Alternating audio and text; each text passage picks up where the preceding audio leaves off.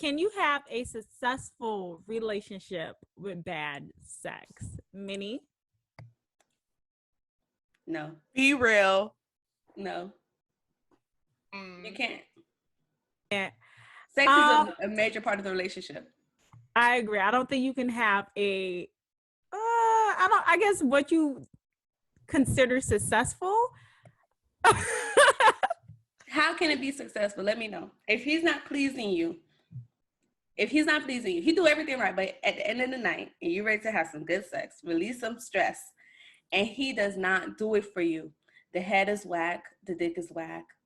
You ride it and it's still whack. You wake up in the morning and you miserable.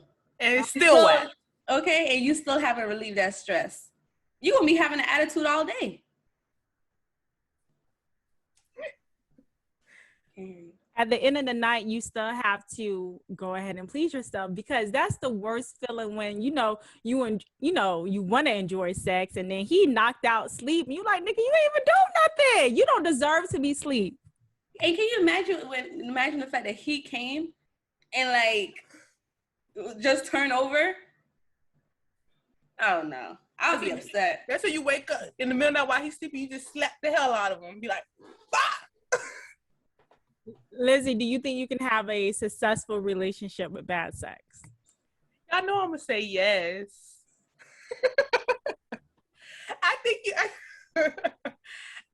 you can. I think you can also teach somebody. It's not for you to stay in that, position of having bad sex, but I think you could teach somebody and maybe it can grow and you could tell them how to please you. I don't think you have to necessarily end the relationship because of that. As long as the other person is open to, as long as there's an open line of communication and you feel comfortable, because it's awkward to have like a conversation and tell somebody like, you're not pleasing me, right? Yeah, like your shit whack. That's really hard to tell somebody. So Minnie, how would you go about telling your man that he's not pleasing you? Ooh, that's a good question. I don't like it's hard. It's just like, or I'll just make suggestions. Like, babe, can we do this tonight? When you flickering your tongue, can you do a little slow motion and then a little circular motion? Like, I'll just start making suggestions or whatever. Like, when you pounding it, can you pound a little bit harder? Like, I love what you was doing last night, but if you did it harder, I would lose my mind. Now I have gave suggestions before and they have not worked. So how many times do you allow somebody to try it out? Like, you gave the suggestion. You're like, you know what, babe? I got you. I'm gonna do good tonight. I'm gonna do what you want. Lizzie, how many times are you gonna allow him to try until you be like, you know what, he's just not good? I'm a 3-strike, you're out type of person. So it's like, okay, the first time I probably tell you, it won't be so direct. And then the second time it'll be like, okay, now you pushing it.